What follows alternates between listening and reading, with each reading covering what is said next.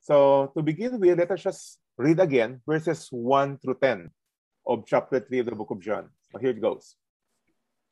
Now there was a Pharisee, a man named Nicodemus, who was a member of the Jewish ruling council. He came to Jesus at night and said, Rabbi, we know that you are a teacher who has come from God. For no one could perform the signs you are doing if God were not with him. Jesus replied, very truly I tell you, no one can see the kingdom of God unless they are born again. How can someone be born when they are old? Nicodemus asked. Surely they cannot enter a second time into their mother's womb to be born. Jesus answered, very truly I tell you, no one can enter the kingdom of God unless they are born of water and the Spirit. Flesh gives birth to flesh, but the Spirit gives birth to spirit. You should not be surprised at my saying, you must be born again. The wind blows wherever it pleases. You hear its sound, but you cannot tell where it comes from or where it is going. So it is with everyone born of the Spirit. How can this be? Nicodemus asked. You are Israel's teacher, said Jesus, and do you not understand these things? So that's the whole complete, story of Nicodemus' encounter with Jesus. And if I may just review a little bit of the first 3 verses that we took from last week, emphasizing on the word born again, and I'll just quickly run down. Number 1, on what born again is not. Because obviously, at the time of Nicodemus, he does not know what it means. Our problem today, okay, in the 21st century, is that people use the word born again in just so many different ways, which has nothing to do with the scriptural definition of what it means to be born again. So first, born again is not an organization. Okay? Hindi siya, yung church namin born again. Or I belong to a born again group. It is not an organization. It is also not a kind of Christian. Ako, born again Christian ako. Ikaw, ano ka? Baptist Christian ka? Oh, talaga? Okay. So, it is not a kind of Christianity. It is not a type of worship. Sabi nila, uy, wow, born again Christian, born again church yan. Kasi tumatalon-talon sila, pumapalakpak. So, ibig sabihin, born again Christian. It has nothing to do with those things. And yet, many people today, and maybe many of your friends or family members, or even yourself, probably in the past, have viewed and understood the word born again to somehow describe this kind of situation. Denomination ba siya, type of church, type of Christian, or type of worship. But no, it is not. So in a summary, to be born again is, number 1, to be born into the family of God. That is John chapter 1. To those who receive him, he gave them the right to become children of God. That is what it means to be born again. And it also is another way of describing what it means to be justified, to have their sins forgiven, to be in Christ, to be going to heaven. I mean, these are all different ways of describing on what it means to be right with God.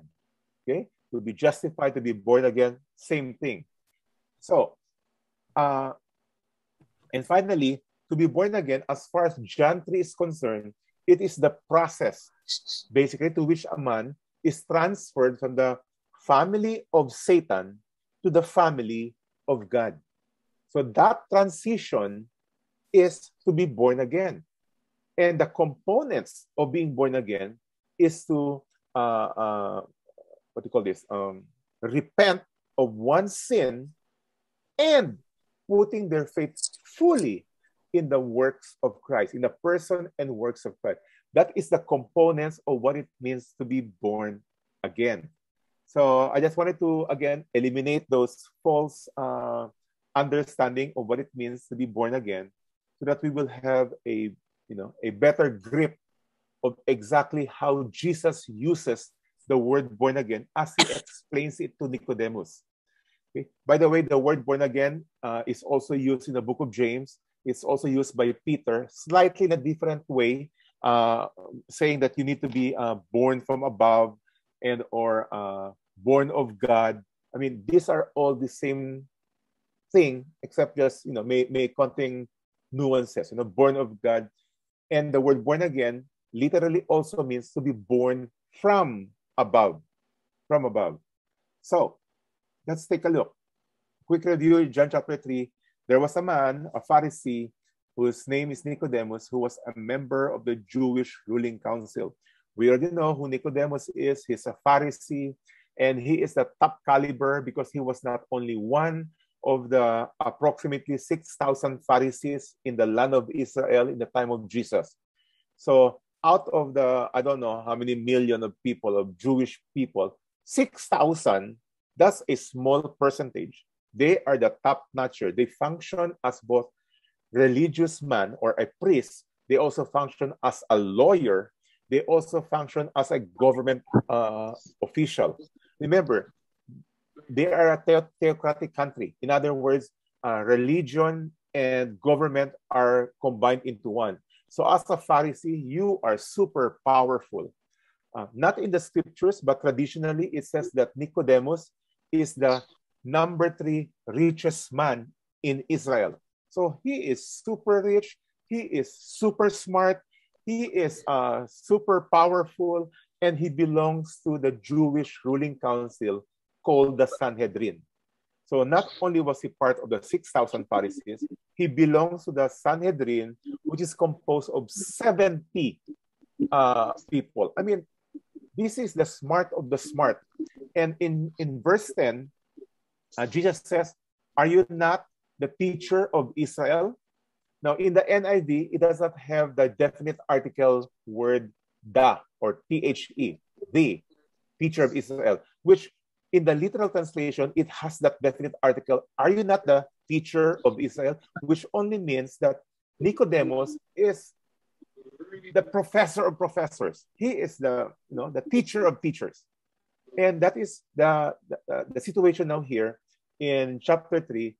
This man, a Pharisee, and a Pharisee as far as Jesus is concerned, wow. I mean, in Luke 20, I'll not go to that anymore, but in Luke 20, Jesus have just, if we just put it into one word, Jesus is saying that Pharisees, all Pharisees are hypocrites. In Luke 20 and in other parts of the gospel, Jesus said and describes them as a whitewashed tomb. They are nice on the outside, but inside they are filled with bones. They are dead.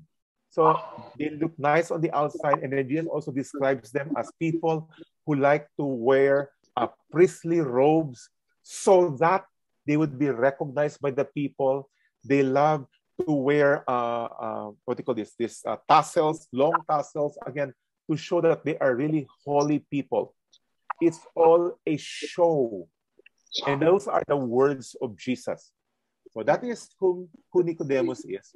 And verse 2, he came to Jesus at night. Again, we can speculate of different reasons why he went at night, that he might be busy during the day, or some people would say that he doesn't want to be seen by other Pharisees in particular, and by the crowd who was looking at them as the source of teachings, and yet he would be going to Jesus. So maybe, again, it does not explicitly say that. We only know he went at night. So he went at night, and the only thing that Nicodemus had said to Jesus is these words, in quotation, "Rabbi," teacher. Okay? And remember, this word rabbi is exclusive usage only for those who are teachers of the law, the Pharisees. So Jesus, kumbaga, binigay niya itong title na to. Jesus, ikaw rin you're one of us. You're a rabbi. Why?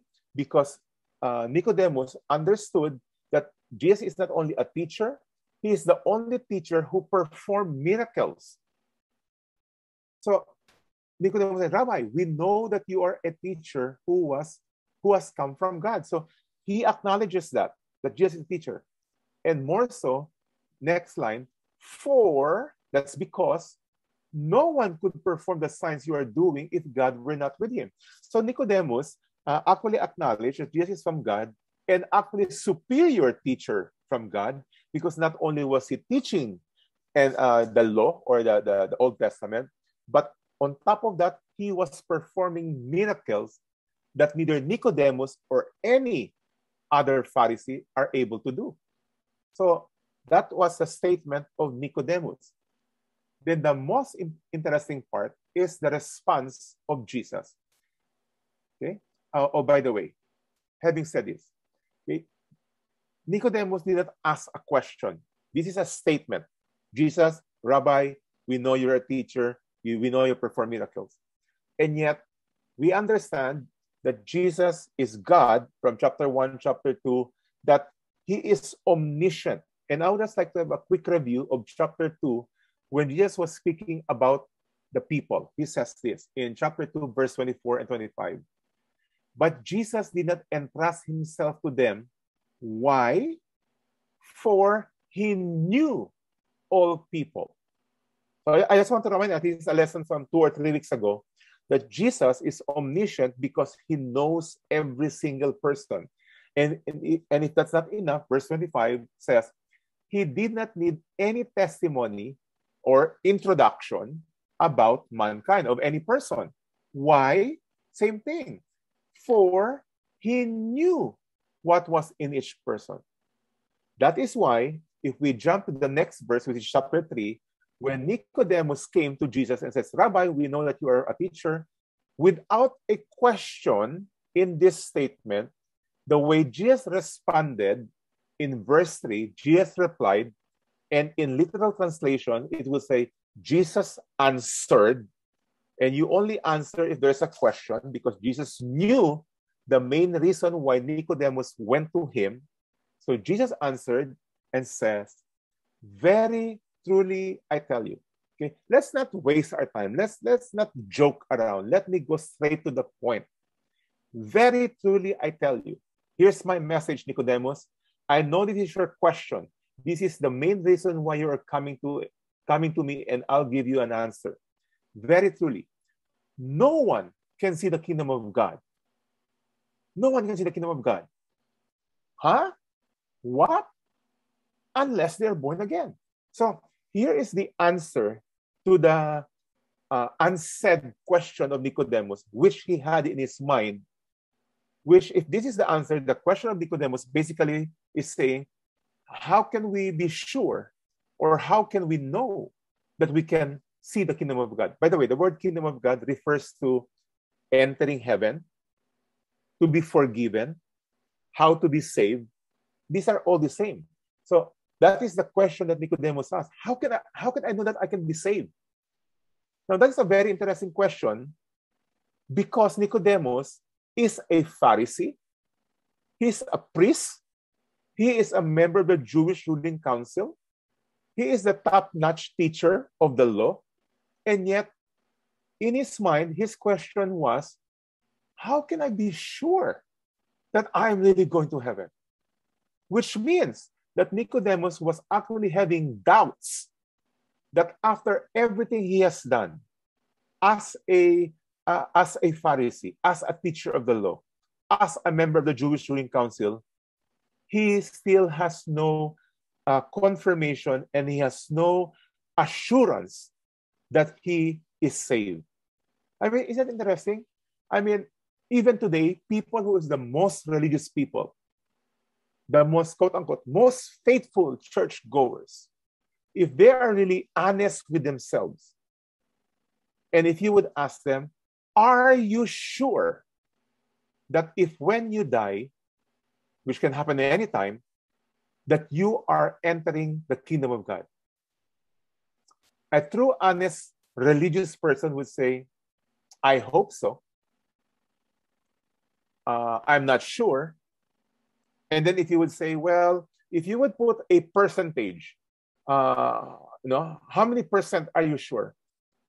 Many would say maybe 70-30. 70 I'll go in, and some would say 80-30. And depending on how they think how good they are or how righteous they are, that percentage goes up. Some will say 50-50, 60-40, 30-70. Some will even say 90-10. Okay, so the more self-righteous a person is, the higher that percentage. But Jesus is saying to the supposedly highest probability of entering heaven, Nicodemus, a Pharisee, a teacher of the law, an expert of the law, a lawyer, a government official, a powerful person, a rich person, and yet Jesus says, unless you are born again, you cannot, no one can enter and see the kingdom of God. That is like, Jesus, what are you talking about? After all this time, you are telling me nothing that I have done will contribute to my salvation? So that is exactly what Jesus was saying. So let me just quote another, a quote from John MacArthur. And he says this. I love this. He says this. All accumulated religion, all accumulated morality, all accumulated goodness, here we go, adds up to zero. That is exactly what Jesus was trying to say to Nicodemus. Nicodemus, all your position, all your richness, all your smartness and knowledge of the Old Testament, and all your power, your goodness, your morality adds up to bokya, adds up to zero. That is why he says, unless you are born again, none of your religion, none of your morality, none of your goodness will add up anything, will not give you a advantage. Who is less than you? So, how then? If I may review again, John chapter 1, verse 12, Jesus simply says how to be born again in John chapter 1, verse 12.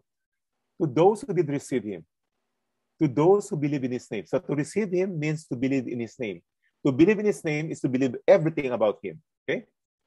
So when that happens, it says here, he gave the right to become children of God. That is how you become a child of God. That is how you become, that is how you are born again. And then John explains further. So how does this thing happen? Who is responsible for this? Children born not of natural descent, okay? Not because of ethnicity, not of a human decision, not of a husband will, but born of God. God is the one responsible for anyone to be placed into the family of God. Not your grandparents, not the decision of any other person, not of an organization who'll say, okay, now you are a Christian. Nope, not of human decision, not of a husband's will, but born of God. And that is the reason why Jesus says you must be born again. And unless you are born again, you cannot see the kingdom of God. And from last week, if you recall, I spoke a little bit about the doctrines of grace, which I hope to be able to cover depending on where we are in the book of John. But from last week, I focused on total depravity. And total depravity is that there is zero, nothing in us that will contribute to our salvation, because everything has to do with the grace of God. And if I may remind you of several verses in scriptures, Ephesians 2, verse 1. As for you, you were dead. Let me stop there. You were dead. How can a dead person do anything spiritually? Okay? What can you do? There's nothing you can do. You're dead in your transgressions and sin. In Romans 5:8, here's how Jesus demonstrated his love. God demonstrated his own love for us in this. While we were still sinners. And sin, the wages of sin is death. So in other words, while you were still dead, that's another way of putting it, Christ died for us. While there was nothing you can do about it, Jesus made the way. Ephesians 2. For it is by grace. Again, that is where we really need to understand this word grace. Grace has that we have contributed zero, nothing. It's all the work of God. For it is by grace that you have been saved through faith. So how are you saved? By you being good? No. By you becoming a super religious person? No. By being, to be as moral as possible? No. You are saved by grace through faith. In the context, through faith in Jesus, in the works of Christ on the cross. And if that's not enough, that's the first saying of the grace. And this not from yourselves. Number 2. I mean, that's the same thing. If you didn't get the first part, that it is the work of God, the work of Christ on the cross, this is not from yourself. Dagdagan ko pa what Paul was saying. Klaro na ba? Is it clear enough? Klaro na? And then if not enough, this is the gift of God. Number 3, that's the same thing. It is the gift of God, not from yourself. It is the grace of God. Klaro na ba? Clear na? Clear? He was telling the church in Ephesus. Then, not enough, the 4th time, in a single breath, he says, not by works. Grace of God through faith in Christ, the works of Christ, not from yourselves. It is the gift of God, not by works. So that. Here's the reason why. Here's the reason why you need to understand that it is purely the work of God, that it is not from yourself, that it is the gift of God, it is not by your work, so that, here's the reason why, so that no one can boast. Because the moment we say, or in the context of Nicodemus, if the moment Nicodemus say, well, you know what, if there's anyone who's going to heaven, it must be me, because I am the teacher of Israel.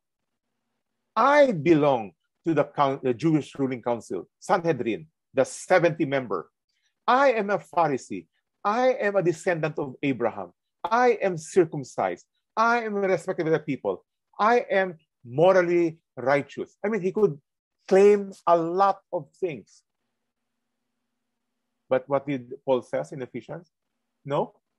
You need to come to a point where there is nothing that you can claim or hold on to contribute to your salvation. It is purely the grace of God. It is purely the gift of God. That is what you mean by total depravity. And that is, there is nothing in us because we are depraved of contributing anything because we are dead when Christ died for us. Today, I'm hoping to cover a little bit more of these doctrines of grace, and I'll be touching, I use the word touching because I'll not go deep, I'll just go touch the unconditional election. That is, that God is the one not only who saves us, but He is the one who have chosen us. And also the doctrine of the irresistible grace. That is, if God have elected you, have chosen you, in the end, you will be submitting yourself to the Lord because He is the one who have called us. And if He calls us, we respond to His call. And that is what we will be talking about in John chapter 3, verse 4 through 10. Okay? So we're done with the introduction. So let's move to the main text. Here we go. Nicodemus responds. How can someone be born when they are old? Nicodemus asks.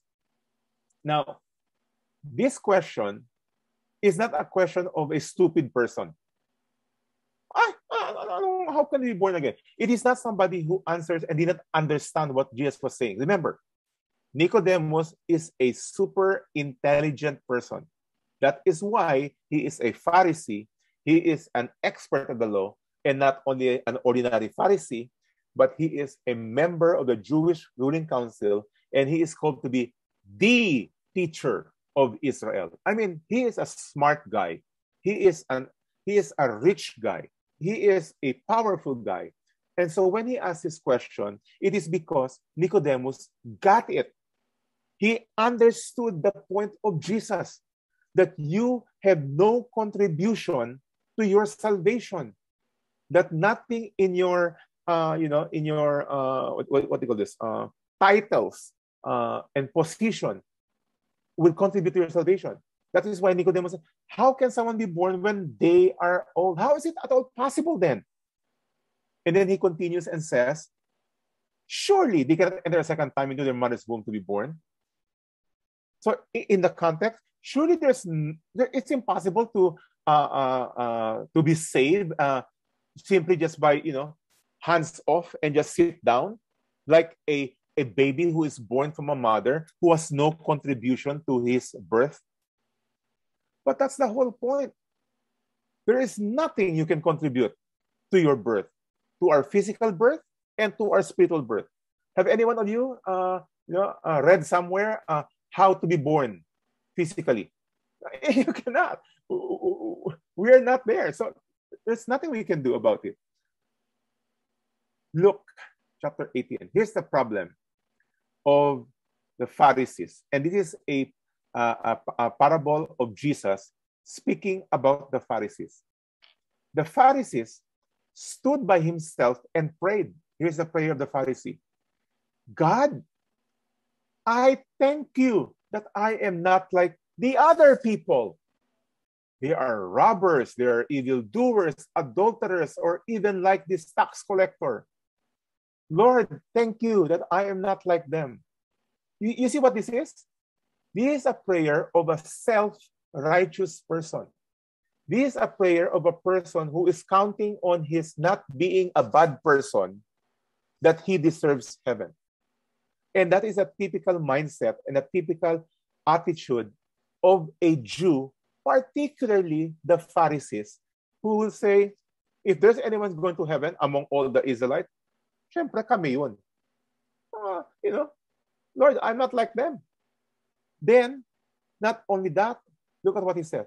How he really clings on to his good works. I fast twice a week. Wow, grabe, no? I mean, God, reminder lang if you haven't taken note, no? Lord, I fast twice a week. Hindi ako kumakain. Hindi kumakain ng baboy. Hindi ako kumakain twice a week for your glory. Grabe. And then look at this. Counting on his good works. Not only does he fast twice a week, and what else? Give a tenth of all I get. Sabi pa itong Pharisee nito, I am a tither. And not just a tither, a very strict tither. A quick lesson on tithing. Tithing is an Old Testament practice that the Jews, and only the Jews, practice. And tithing, although the word tithe means 10%, in the Jewish practice of tithing, there are 3 10%. The temple tax, that's 10%. The feast tax, another 10%. And what they call the poor tax, or the tax that is collected for the purpose of helping the poor, which is collected every 3 years. So technically, 10% plus 10%, 20% every year of every income, plus another 10% every 3 years. So technically speaking, when you talk about tithing in the Old Testament that this Pharisee was talking about, he was giving 23.3% of everything he earns. So for those of you who want to follow tithing, and if you want to follow the Jewish practice of tithing, you need to be giving 23.3% of your income. That is if you're a Pharisee. Okay? Now, when this Pharisee was saying, I give all I get, in other texts, it says that even every grain. Okay? Kung meron silang collection ng grain, 1, 2, 3, 4, 5, 6, 7, 8, 9, sa akin, 10 para kay Lord. 1, 2, 3, 4. I mean, that is how strict they were. Now, that is how self-righteous they are. That is how much they look down on other people, that I am not like them. Then let's go back to our text. Surely they can enter the second time into their mother's womb to be born again. So what Jesus was saying is, none of your good works could help you. So Nicodemus was saying, so then it's impossible then. There's no way to enter then. So again, a reminder on what we just said earlier, all accumulated religion, all accumulated morality, all accumulated goodness adds up to zero, which is a good reminder for all of us. Sometimes we tend to do good works and to be faithful and to be givers, thinking that somehow it will contribute to our salvation. Reminder, zero. So, what did Jesus say? Let's go back to our text, Nicodemus. Jesus answered, very truly. Tagalog, totoong totoo. Listen up. This is what I'm going to tell you. I tell you, no one can enter the kingdom of God unless they are born of water and the Spirit. So what is this? First, Jesus says, unless you're born again, you cannot see. Now, unless you're born of water and the Spirit. So therefore, to be born of the Spirit and to be born of the water is the same thing as to be born again. Jesus expands the definition and tries to clarify to Nicodemus what it means to be born again. Now, remember, Nicodemus is the expert of the law. He teaches the people. Therefore, he knows the Old Testament. And he is a smart person. He knows many of the Pharisees, by the way, have memorized chunks, even books of the Old Testament. They memorize it. They don't have to read it. They have memorized it. So we can just presume that Nicodemus is an expert of the law. And so when Jesus speaks about born of water, he knows that Nicodemus will pull out from the Old Testament on what Jesus means. But before we go there, let me just say this. There are some churches and teachers today who would refer to be born of water to baptism. This is not water baptism because, number one, Jesus did not die yet. He was speaking to Nicodemus. This was early in his ministry. There was no dying to Christ and living for Christ. There is no picture of baptism at all, except for the baptism of John the Baptist, which is just the baptism of repentance. But this is not definitely that kind of baptism because Nicodemus would not connect it with that kind of water. So let me bring you to Ezekiel 36, 25 to 27. And this is one of the most famous teachings from the Old Testament that Pharisees know it very well. Because Ezekiel 36 and Ezekiel 37 speaks about the salvation of Israel. And this is where the Jews were really hanging on to, that the Messiah would come and save them. So let me just jump just the verse 25 to 27. You can read the whole chapter, 36 and 37, that speaks about the salvation of Israel. But 25 to 27, this is God speaking. God says, I will sprinkle clean water on you, and you will be clean. So we can presume here that Nicodemus would connect immediately the being born of water to be being cleansed by God himself to be clean by water. Then he says, I will cleanse you from all your impurities and from all your idols. I will give you a new heart and put a new spirit in you. I will remove from you your heart of stone and give you a heart of flesh. And I will put my spirit in you and move you to follow my decrees and be careful to keep my laws. Now, having read that, it's only a portion, you can read the whole chapter. Having said that, I would like to emphasize the I will. Look at this. In 25-26, I will sprinkle clean water. I will cleanse you from all impurities. 26-27, I will give you new heart. I will remove your heart of stone. I will put my spirit. What's the whole point? That the cleansing of God of water to the people of Israel, which will happen in the future, is all the work of God. I will, I will, I will. I will. I will. Who's speaking? God is. Whose will is it? God's will. That is where we have touched on now the doctrine of unconditional election and irresistible grace, because it is the will of God that surpasses anything else. Not that surpass. It's the only way for which a man is saved. It is by the will of God. Let me bring you a little bit deeper in this doctrine of election and the grace of God. Ephesians 1, verse 3-6. Praise be to the God and Father of our Lord Jesus Christ, who has blessed us. Now, these are Christians. So he is saying that God has blessed us in the heavenly realm with every spiritual blessings in Christ. Why is that? Verse 4, part A. For, listen to this, everybody. You need to underline this in your Bibles. For, what? He chose us in him before the creation of the world to be holy and blameless in his sight. Do you see the act of the will of God here? Number one, he chose us.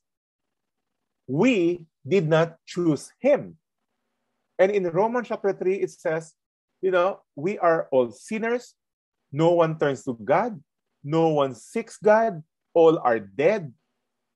So if that is the scenario, if that is the case of every single human being, there is nothing on our side that will say, it's because of what I've done. No.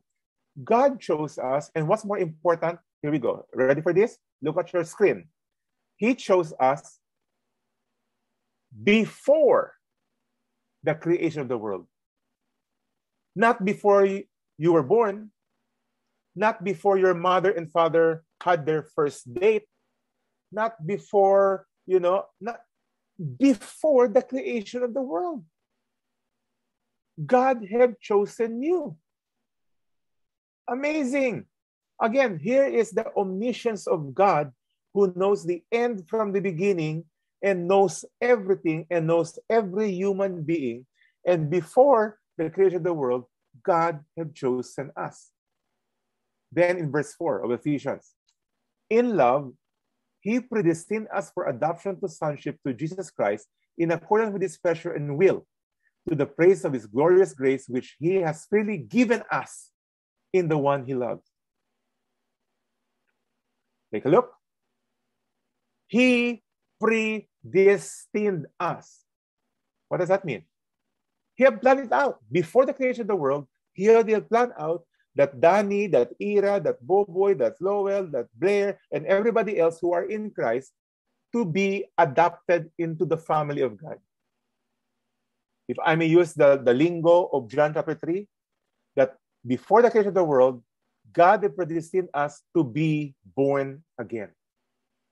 That is why he was telling Nicodemus, Nicodemus, it has nothing to do with you. Nothing that you can contribute. Nothing, none of your position, nothing. And then, if I may add some more, it says here, through Jesus Christ, in accordance, here's how to work, in accordance with his pleasure and will. So how have you been born again? How did you become part of the family of God? How? By his pleasure and by his will. Amazing. Then verse 6, which he has freely given to us in the one he loves, through Christ. Wow. Another verse, Romans chapter 8, verse 28. And verse 28, many of us know this. We love this verse. And we know that in all things, God works for the good of those who love him, who have been called according to his purpose. By the way, many of us will use this verse and say of the bad things that are happening to us, oh, God will turn things to good. Yes, we might apply to that, but in the context, the good thing here is the salvation of those who have been chosen by God, the pre-elected people of God. Because verse 29 will continually explain this, that all things will work for good to those who love him, to those who have been called. So who calls? God calls. To those whom God calls, everything ultimately will turn to good. How? Verse 29. Okay, so we've been called. 29. For, because those God foreknew, he also predestined. So those whom God already knows from the beginning of time, before the creation of the world, he predestined them. Who predestined them? God. How? By his pleasure and will, to be conformed to the image of his Son, that he might be the firstborn among many brothers and sisters. Then in verse 30, I love this. For those predestined, and those he predestined, he also called. So when does predestination happen? Before the creation of the world. When did he call them? Well, at the time of your conversion, at the time of your being born again. That is when the calling happened. And those whom he called, he also justified. He made right. And those he justified, he also glorified. So what's the sequence of events? The sequence of the events? Those he predestined, he called. Those he called, he justified. Those he justified, he glorified. What are the steps? Predestination, the election of God. Next step is the calling of God. Oh, by the way, predestination is the election of God, no? Called by God is the irresistible grace. Because when God calls you, you respond. And those whom he called, he justified. He made right. There is now peace with God. And those whom he justified, he glorified. If you take note, these are all in the past tense. Predestined, called, justified, glorified. To some of us, of course, the predestination happened in the past, for sure, before the foundation of the world. But the calling is from person to person. To all of us here, I hope that we already have been called, that you are already in Christ, that you are already right with God. You have been called. And if you have been called, you have been justified. So that's a sequence. But the day will come when the Lord returns that we will all be glorified, which is the ultimate step to salvation. Glorified means we are made perfect. We will see him face to face. Amazing. This is beautiful. So again, this is just a quick lesson on the unconditional election of God and the irresistible grace that we cannot say no if God have called you. That is why it has nothing to do with us.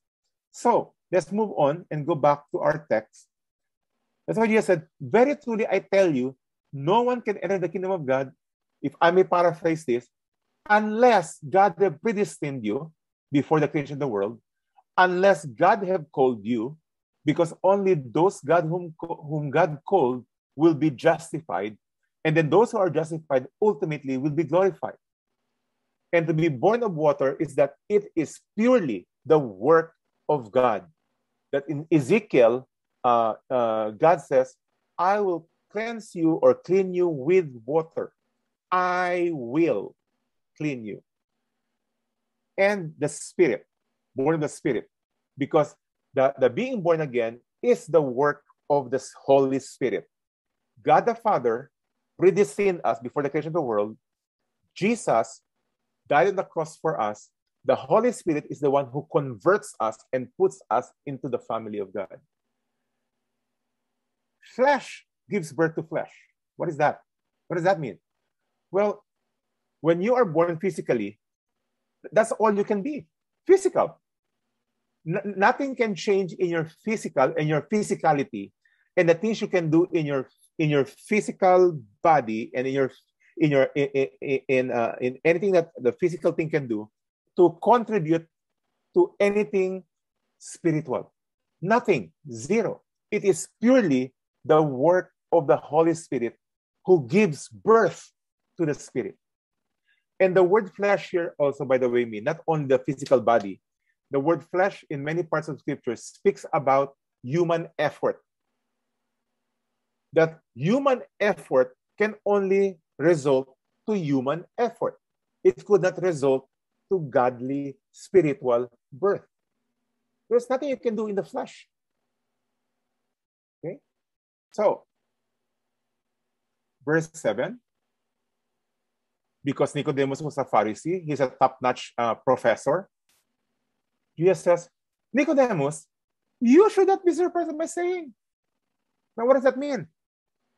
Which means that most likely Nicodemus was surprised. Huh? What do you mean? There is all the work of God? I mean, I have strived and pursued this position of being a Pharisee, a member of the Jewish council, all for the purpose of being righteous, to enter the kingdom of God. And Jesus says, do not be surprised that everything you have done have zero contribution. And that is why I tell you, the only way to get right with God, to enter the kingdom of God, to be forgiven, is you must be born again. What does that mean? That you must be elected by God before the foundation of the world, and that God will call you, and you would respond and be justified, then finally you will be glorified. You must be born again. He is not saying that you need to strive and take steps to be born again. There is no such thing as steps to be born again. There is no how to be born again. There's no steps. It is purely the work of God. God must predestine you before the creation of the world. Then it doesn't enough. Jesus gives another illustration. From being born, that you have no contribution, he gives the illustration of the wind. The wind blows wherever it pleases. You cannot command the wind. You cannot tell the wind, today, I want you to blow from west to, what's the opposite? East, from west to east. Then tomorrow, I want you to blow from north to south. No. The wind blows wherever it pleases. What can you know then about the wind? Well, you can only hear its sound, but you cannot tell where it comes from or where it is going. You have no control over it. Just like being born in the kingdom of God, you have zero control over it. You have zero contribution to your salvation. That is why he concludes, so it is in the same manner, so it is with everyone born of the Spirit. Then Nicodemus, still pulling his hair. But how can this be? How in the world can I be saved if everything is dependent on God alone? How can this be? What was the answer? What's the answer of Jesus? Oh, by the way, let me bring you first to Ezekiel 37, verse 4 and 6. Nicodemus is very familiar with this text. Again, because this speaks about the salvation of Israel. And all the Jews are waiting for the Messiah to come and save them. So this is a major doctrine for the Jews, and they have read it 1,000,000 times, and they know this, especially for a Pharisee. And here is the prophecy of God through Ezekiel, speaking on what God will do to the people of Israel who are dead. And the illustration is they are dried bones. Take a look at this. Then he, that's God, said to me, that's Ezekiel. So God said to Ezekiel, Ezekiel, prophesy to these bones. So bones are more than dead, right? I mean, you could have your complete flesh and be dead. But when you are bones, not only are you dead, you have been dead for a long time. So prophesy to these bones and say to them, dry bones, hear the word of the Lord. And in the context, the bones here represent the nation and the people of Israel. So what is Ezekiel to prophesy that God told him? This is what the sovereign Lord says to these bones, to the dead people of Israel, spiritually. I will make breath enter you, and you will come to life. I will attach tendons to you and make flesh come upon you and cover you with skin. I will breathe in you and you will come to life. Then you will know that I am the Lord. Again, you need to read the whole chapter because it speaks about the salvation of Israel. That God is the one responsible to make them alive because they are dead. They are bones. And what's the emphasis? Once again, I will, I will, I will. Who is speaking? God is. What is the responsibility of the bones? Nothing. Nothing that the bone can do. They cannot respond. They cannot even hear. They don't know what's happening at all. So, when Nicodemus asked, how can this be? Response of Jesus, Nicodemus, hindi ba teacher ka ng Israel? Hindi ba Pharisees ka? Hindi ba expert of the law ka? Hindi ba, don't you know that, Nicodemus, you know these things. You know all these prophecies. You have been teaching these things. How is it that you know it up here, but you don't know it in your heart? You don't understand what it means. That it is purely my work. Me, God, I will, I will, I will. John 7 is a situation when Jesus was being pursued by the Pharisees to be brought to prison, basically, and then ultimately be killed. So let me just read the story first so we understand. Finally, the temple guards, which was sent by the Pharisees, by the way, the temple guards went back to the chief priests and the Pharisees, who asked them, why didn't you bring him back? Why did you bring him in? Because the guards went out, but they did not bring Jesus along with them. Verse 46, here's the reply of the guards. No one ever spoke the way this man does. So even the guards were surprised. How can we catch him? I mean, he's amazing. The way he speaks and the authority he has. Then verse 47, here's the response of the Pharisees. You mean he has deceived you also? The Pharisees retorted, have any of the rulers or of the Pharisees believed in him? Does any one of us, the Pharisees, believe in Jesus? No. But this mob, look at the description of how the Pharisees describe the people. But this mob that knows nothing of the law. You see how they look up themselves as experts? Etong common tao na to, they know nothing of the law. There is only a curse on them. Now, here is where we'll see the response of Nicodemus. Verse 50. By the way, this happened about over a year later after John 3. Because we don't see anything of Nicodemus after John 3 verse 10. And di ba, Nicodemus, you're a teacher of the law? That's the last time we hear of Nicodemus until over a year later when Jesus was becoming very well known in Israel, and the Pharisees were so jealous that they wanted to kill Jesus. So they wanted to catch him. So everybody said to the guards, guard, nasaan na? Nabola rin ba kayo? Naloko rin ba kayo ni Jesus?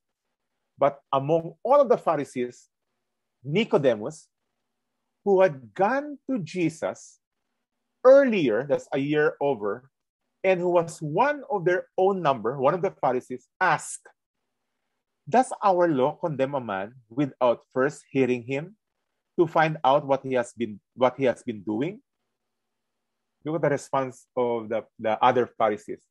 We see here, by the way, in verse 50 and 51, that somehow after a year over, Nicodemus has really been inclining to become a follower of Jesus. But he is still part of the Pharisees. He has not given up his position. And so the rest of the Pharisees look at him and replied in verse 52, are you from Galilee too? Look into it, and you will find that a prophet does not come out of Galilee. I mean, they were insulting Nicodemus and was saying, others ka na ngayon? You're no longer one of us. You are now inclining and becoming part of this Jesus people. And then finally, in John 19, this is now the end of Christ. He is now crucified. So from the beginning of John chapter 3, the beginning of the ministry of Jesus, all the way to the end, now we have 3 years gap. 3 years na ang dumaan. We see Nicodemus again. And this was a time that Jesus already died. He's now hanging on the cross. And 38, later, Joseph of Arimathea asked Pilate for the body of Jesus. Now, Joseph was a disciple of Jesus, but secretly, because he feared the Jewish leaders. Parang si Nicodemus, no? Most likely, Nicodemus is a follower, pero ano pa, umatago pa. But here we see, okay? Jewish leaders. With Pilate's permission, he came and took the body away. Then the next verse. He was accompanied by Nicodemus. The Nicodemus who went to Jesus 3 years ago at night, expecting to somehow receive confirmation that he was doing well as far as his salvation is concerned. And yes, was shocked by the answer of Jesus that nothing that you have done will contribute to your being saved, because it is purely the work of God. So 39, he was accompanied by Nicodemus, the man who earlier had visited Jesus at night. Nicodemus brought a mixture of myrrh and aloes, about 75 pounds. Awan ko ilan yun, mga 50 kilos, 40 kilos. Okay? Dito sa US, ang typical, ang sack of rice is 50 pounds. So this is 1.5 sack of rice. That is a lot. You know why? Because Nicodemus at this point really wanted to show his allegiance to Jesus, that he has brought all of this mixture, because this will prevent the odor that will come out of a dead body. That is the last time we saw Nicodemus. And then traditionally, it says that Nicodemus was kicked out of being a teacher, of being a Pharisee, and all his wealth was taken out from him. He lived a poor man, ostracized from the community, and tradition says that he was stoned to death. That's Nicodemus. That's what happened to him. But we still have to answer the question. So how can this be? In other words, how can I be saved then? If it has nothing to do with me, and it has purely had to do with the work of God, then how can I be saved? I'm doomed. Well, let's go back to the text that we read earlier about the parable of Jesus, about the Pharisee who was self-righteous and the tax collector. Let's read from chapter 18, verse 9. To some who were confident of their own righteousness and looked down on everyone else, Jesus told this parable. So who are these people who are confident of their own righteousness and people who look down on other people? These are the Pharisees. And so Jesus was speaking to them. And Jesus gave them a story, a parable. And the story is about them. Here it begins, verse 10. Okay? They are confident of their own righteousness and look down on other people. Here's what it says, verse 10. 2 men went up to the temple to pray. One, a Pharisee. So what is he saying? Kayo yun, kayo. Okay, kayo yun. One, a Pharisee, and the other, a tax collector. A tax collector is typically looked upon by the people, by the masses, to be evil people because they were working for the Roman government. And not only for Rome, they were collecting people from the Jews. And not only were they collecting money from the Jews, they were keeping a portion of the tax for themselves. So, kurakot na, ano pa, balimbing ba yun?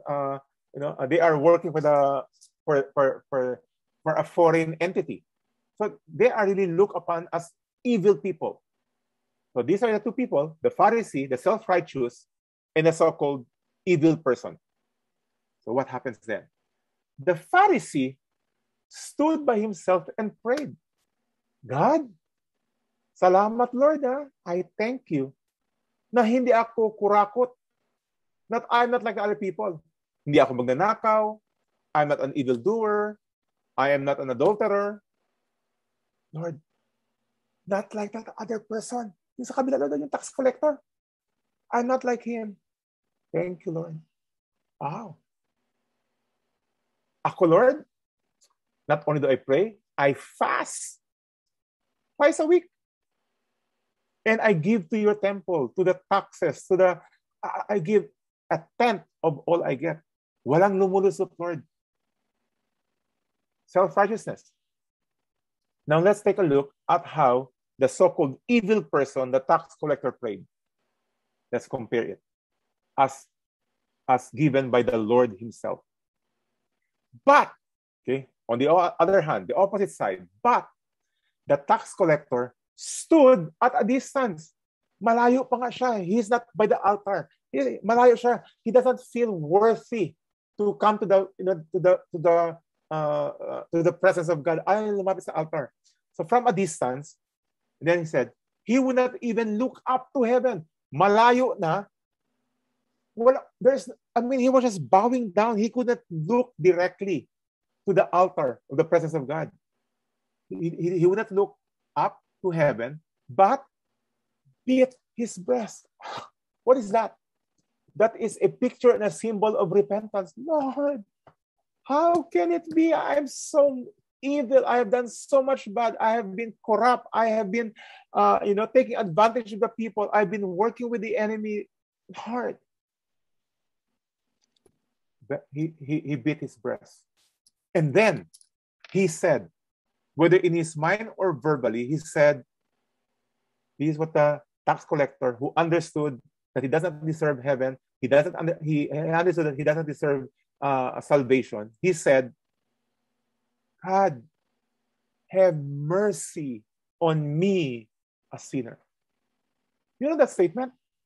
That statement is a pure reliance on the salvation that will come from God alone.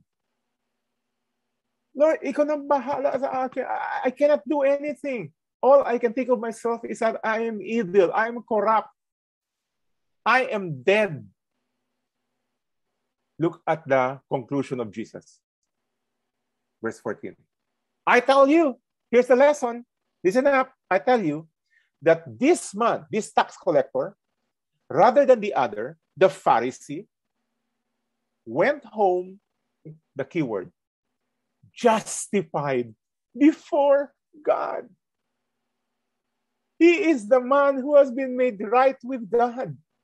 He is the man who has been placed into the family of God. He is the man who has been born again. Wow. For all those who exalt themselves will be humbled, and those who humble themselves will be exalted. Those who think that they are boasting in their good works for their salvation, anything, even a single minute thinking, now I'm going to heaven because I have done this, will be humbled. So,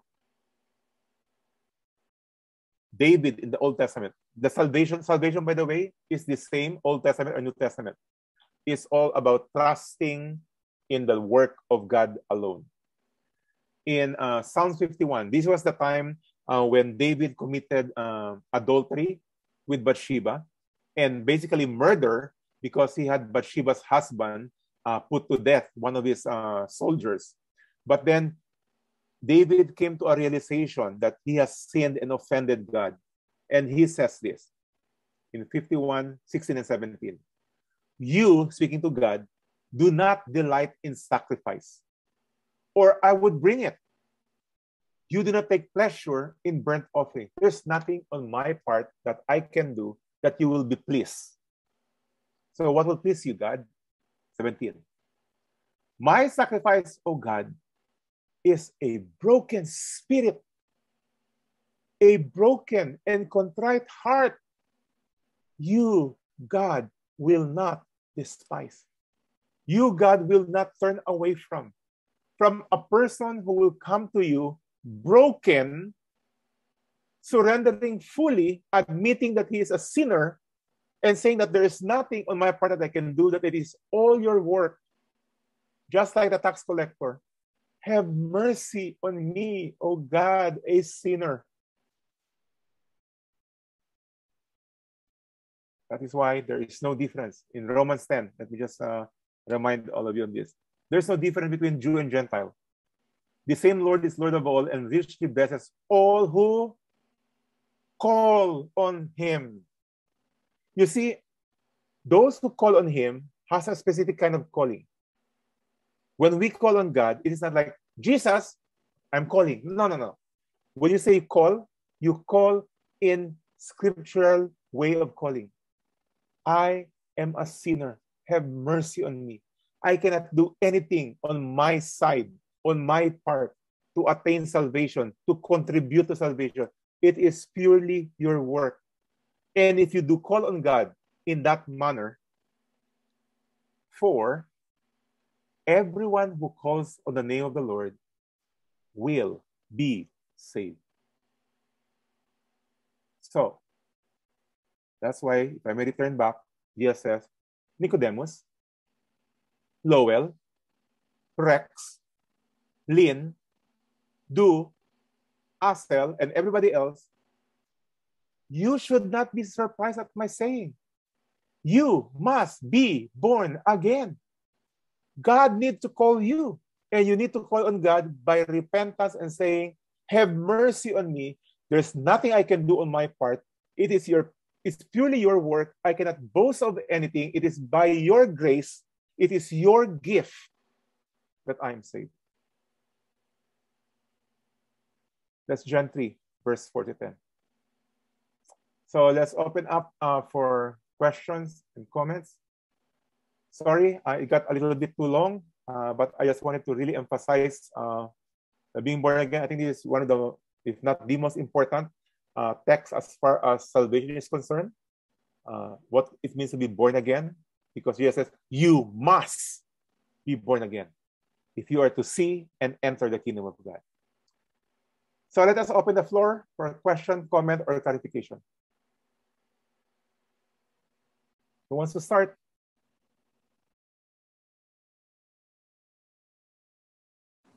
Mike. Yes, Andy. Nicodemus, I did not know that Nicodemus was stoned to death. Historically, not in the text. Just like Peter historically was crucified upside down. Okay, so but not in the biblical text, because there are many other historical books that speaks about what have happened to the apostles or the disciples that are not part of the Bible, but are historical books. Mike? Yes, what's that? Yes, Carlos. When I realized that you have said that the born again is not a denomination or religion, there is always a field in our application for various legal documents that specify what is your religion. When I was a new believer, I always put there born again Christians. Okay. But after I realized that that born again is not a denomination or religion, I just leave it blank. But okay. Always the owner of the document that I'm filling would be questioning me why that is left blank. Okay. I just say that I don't consider myself being a part of religion because I said I am a renewed Christian. Okay. Is that right to say that? Again, even the word renewed Christian, you can either be a Christian or not a Christian. There's no adjectives before the word Christian. But as far as filling up forms, you can just simply say Christian. I mean, you have to understand that the people that you are writing to, yung document that you're passing on to, most likely do not even understand what it means. Because in their conclusion, when you put the word Christian, that you are, you somehow affiliate with Jesus. That's all. They would either consider you a Mormon, a Jehovah's Witness, a Catholic, a Methodist, because Christian is very general. Now, if you want to put born-again Christian, that's fine too. I mean, the advantage of putting born-again Christian, for example, would perhaps trigger a question. Oy, bakit mo sinabing born again? I mean, so there's a probability that the person will ask. But it can also bring confusion, because now you're telling them that there is a specific kind of group and church that is born again. But you see, that the person who has been born again could be part of any religious organization. He could be a Baptist, a Pentecostal, a non-denomination, what else? Baptist, because that is when a person is justified. There are even a lot of, I would say, a lot of people who come from the Catholic background, who are even part of a Catholic church, who have been born again. They are just not yet properly discipled. But they have come to a point in their life where they beat their chest and say, have mercy on me, a sinner. No longer counting on their rosaries or their processions and so on and so forth. But they still affiliate with the Catholic Church. Just like Nicodemus. I think Nicodemus had been born again while he was still a Pharisee. But it took some time, because remember, from the time of going to Jesus at night up to the cross, that is 3 years' time. 3 years. So, I mean, it took a while. I mean, he has to consider, man, yung kikitain ko mawawala na. Yung position ko, aalisin ako. I mean, he knows all the consequences. And so it might, take some time for him to, kumbaga, to show everybody that he has totally committed his life to the Lord. Okay? So, Carlos, it's not a big deal on what you put, Christian, renewed Christian, born again Christian. Not big of a deal.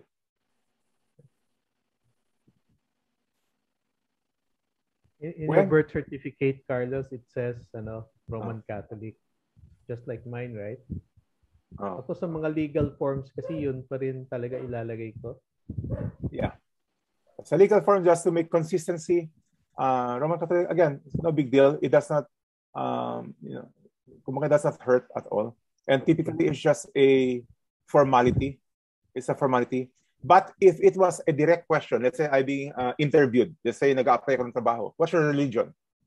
I would say, I'm a Christian who have totally given my life to Christ. I just want to produce some, opportunity to share more. I wouldn't just answer a quick answer. Pero pag form lang, apply ka ng passport mo, apply ka ng, I don't know what else you want to apply, you won't see the person anyway. I mean, it really doesn't matter. Mike? Yes, Weng. Okay, I just want to comment one of the realizations, no? Kasi yung being born again, it also parang may analogy din siya doon sa being adopted children, being adopted sons and daughter of God, di ba? Kasi to be born, it's like becoming children of God. Ganun din yung effect nung ano na yun, being born again. Correct. So it's very important, no, that there is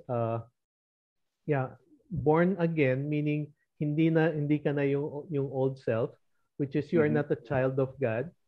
And then when you are born again in water and the Spirit, as Jesus says, then you are now like a new child, no, a new creation na exactly. Anak ka na ni God, no? Correct. Ni God.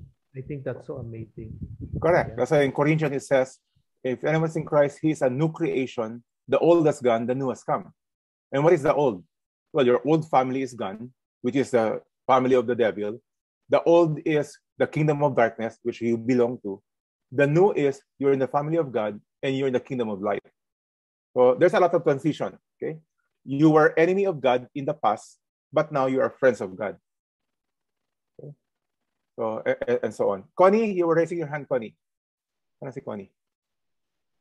Ayun. Connie? Okay. Sino pa? Anybody else? June. You're raising your hand, June? Mike? Andale ko ni. Let si John. Yes, John. Wala kang audio, John. Naka-mute ka. Paki-unmute mo muna sarili mo. Okay, good evening, Mike. Good evening. Everyone. Would it be okay? This is what I experience in my Christian life. Like someone would ask me, what is born again? Because there is a misconception to many that born again is a religion, right? Correct. Especially from the Catholic side, they are very critical when they can hear the term born again. Correct. Because the Catholics are using not the born again, but renewed. And then I would always say, born again is not a religion, but a supernatural experience of mine. When God directly put a hand in my heart and changed my heart. That is, this is not a religion. This is an experience coming from God. So it changes my life. Because, so it's not a religion. Yeah, because even one argument, Pastor Mike, I would say that when all the servants of God, the elect, who goes to heaven, the faithful servants, the welcome of Christ would say, well done, my good and faithful servant. Yeah. Right? Yeah. Christ did not say, welcome, my good and faithful servant Baptist, servant Catholic, servant born again. Correct. There's no reference on that. Yeah, well because done, either you're a Christian or you're not. That's it. Yeah. Even though we belong to different denominations, as long as we are the elect, genuinely saved by the Lord, we are His servants. Correct. But let me just say this, John. Correct ka doon, no? Correct. Whatever denomination or group of church you belong to, doesn't matter as far as salvation is concerned. But as far as sanctification is concerned, it matters. It matters. Because what teaching you receive will determine how you will respond. That is why they say your doctrine will determine your living. So if your doctrines are wrong, then let's say you have been born again, and let's say you have been born again in a Catholic, you're still part of the Catholic Church, for example. So truly, you might be saved already because you have been born again. You truly have repented and beat your breast and say, Lord, have mercy on me.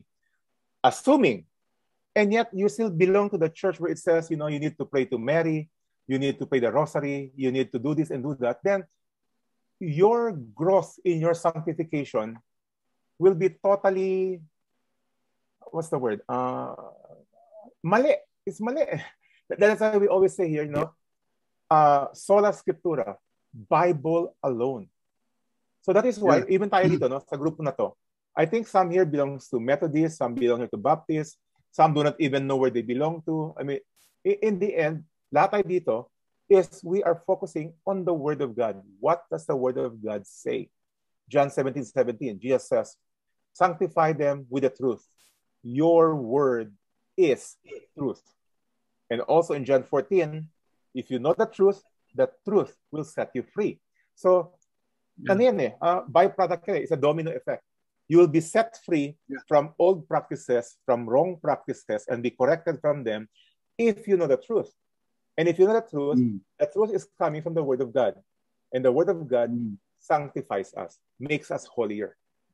Makes us holier, but does not save us. Okay, does not save us. Yeah. I agree with you, Mike. I agree with you that sanctification is very important. Oh, yeah. To the elect, the elect, it will define our...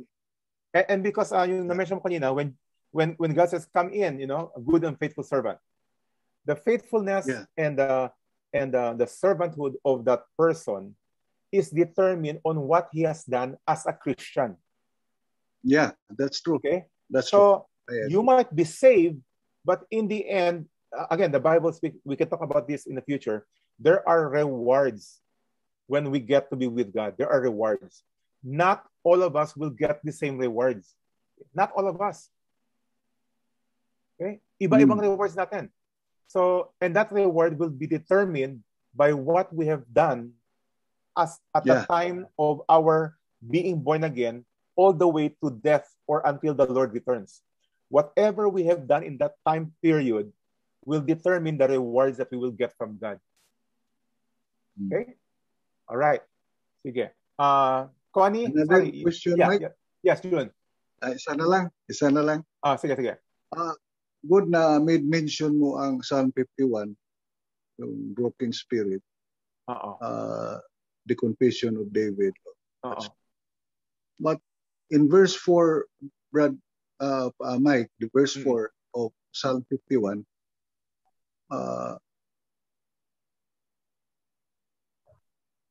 I was a little bit curious because that chapter, curious ako sa verse 4.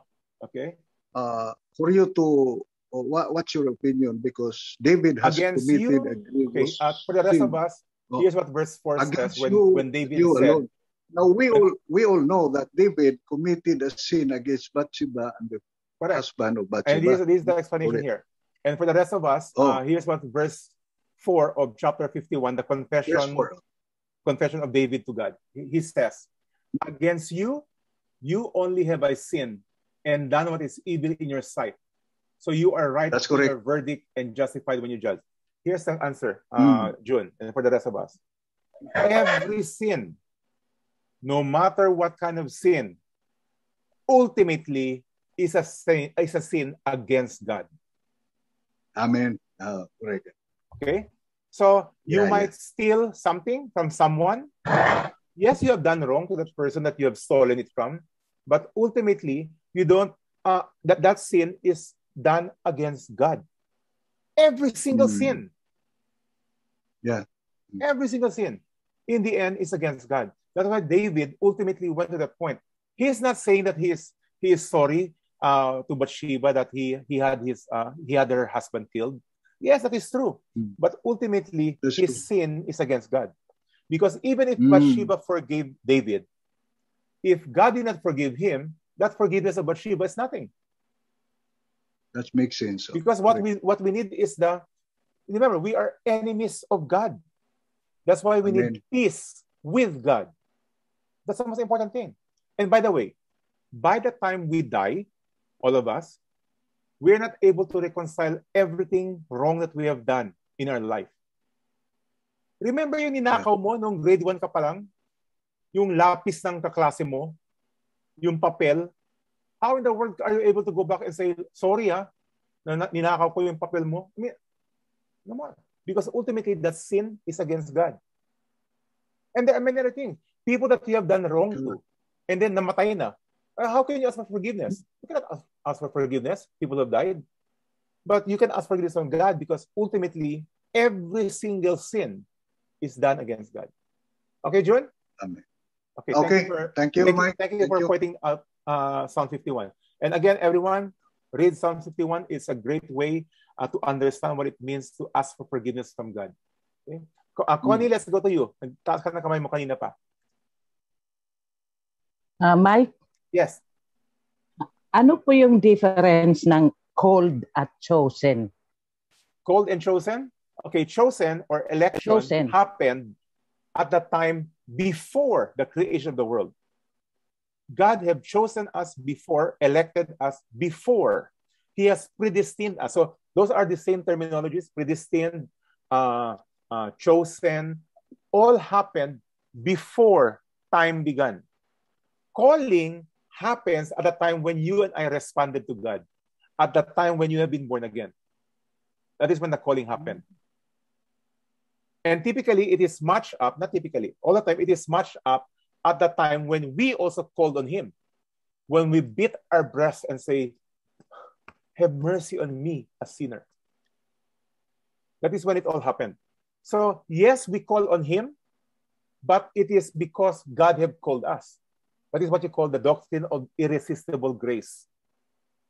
That the calling, our calling to Him is because He have called us. Yun ang difference. So yung isa nangyari before time, before the world began, and the actual calling happened when we were born again. So lahat tayo, iba-iba ang oras, no? I mean, some of us 20 years ago, 10 years ago, and so on. This is something like before and after. Yeah. And it's ongoing, remember? Ongoing until the day of glorification.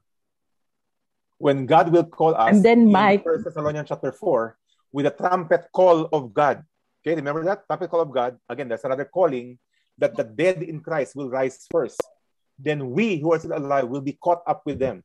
So there's another calling at the time. So the calling, in different portions of scriptures means differently. Okay? So yung calling of God, our calling to Him, and then the calling of God again in Thessalonians chapter 4. Mike, follow up. Kanina, you made mention about no one can see the kingdom of heaven, no one can enter the kingdom of heaven. So, pwede natin siyang i-equate ng eternal life. Oh yeah. The kingdom of God refers to eternal life, refers to salvation, refers to the being right with God, being forgiven of all our sin, being part of the family of God. They are all the same thing. Thank you, Mike. All right. Maraming salamat din. Okay. Anybody else? Du? Good to see you, Du. Hi, Mike. Good evening. Good evening. Yes. Yeah, so just to clarify about something that you mentioned a while ago. It's correct, diba, that we can be born again and yet we do not fully understand all the doctrines. It's possible, exactly. Right? There's only one doctrine that you need to understand to be born again. The doctrine of total depravity, that is, there is nothing in us that we can contribute. Nothing in us. And that all we need to do is to repent and believe in Christ. That's the only doctrine. Everything else you can be ignorant about, have not heard about. You don't know the doctrine of the rapture, the doctrine of many other things. I mean, si Danny, favorite niya to eh. Si Danny will always give the illustration of the thief on the cross. Okay? Yeah, exactly. I was thinking about that. Yeah. I was thinking about that. Sabi ko, that thief on the cross, he didn't do anything. But then he does not know about what Jesus said, He does not know about communion. He does not know, he does not know about the importance of the fellowship of believers. Wala siyang alam. All he knows that he is a sinner and that he needs Jesus to save him. That's all he knows. The doctrine of salvation. The technical word for the doctrine of salvation is called soteriology. Okay? This is a technical term. If you are with Bible students and so on, it's called soteriology. The study and the knowing and the understanding of the doctrine of salvation. If you're in the book of Romans, it's chapter 1 to chapter 4. That is soteriology. Okay? All right. So in connection to that, you mentioned that, so now the difference now comes in your sanctification. Sanctification is also different. Sanctification happens after you have been reconciled with God, belong to the family of God, and there are still a lot of luggages in our life. Tama? Ang dami pang luggages sa buhay natin.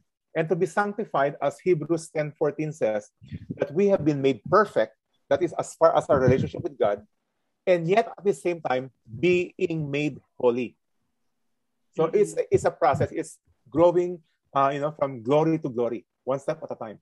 There's a children's song. I'm climbing my mountain, one step at a time. Okay? That's exactly what it means. But the sanctification is more on what our rewards will be. Correct. Very good.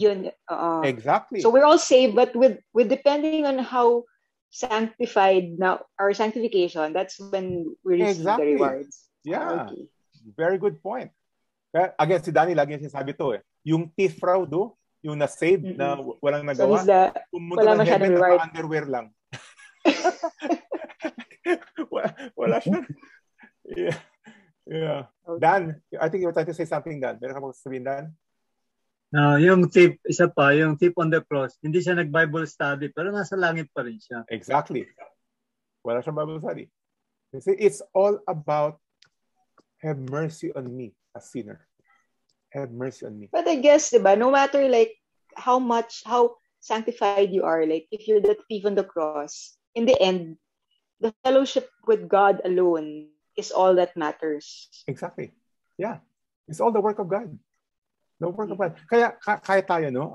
Even so-called Christians, sometimes we are still hanging on to something that we have done or not done that somehow, you know what? Naging Christian ako dahil fill in the blank, whatever it may be. No, there's nothing.